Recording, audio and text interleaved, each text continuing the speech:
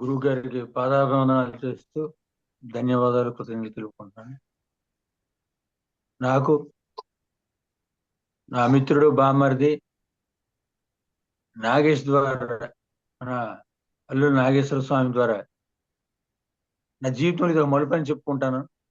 అంటే నేను ఎంతవరకు నా ప్రజా జీవితంలో ఎవరికి ఏదో సేవ చేశాను, ఇచ్చాను, పుచ్చుకున్నాను అనుకున్నానే గాని నాకు నేనేంటో గుర్తించుకోలేకపోయాను. ఈ రోజు నాకు నేనేంటో తెలియజేసిన అంటే దీనికి మెయిన్ కారకుడు మన నాగేశ్వరానికి నేను ప్రత్యేక కృతజ్ఞతలు తెలుపుకుంటున్నాను. అలాగే నేను అంటే చాలా నేర్చుకున్నాం గురుగారు. ఎందుకంటే మేము ఉదయం 7 గంటలు 8 గంటల వరకు లేగని వాళ్ళమి. మమ్మల్ని 4 గంటలు నేర్పారు. ఒత్తిడితోనే అలా స్టార్ట్ అయ్యి మేము ఒక అభ్యాసానిగా వచ్చాము. ఇది ఒక క్రమశిక్షణగా మార్చుకొని మీకు శిష్యులుగా మేము నిరూపించుకుంటాం.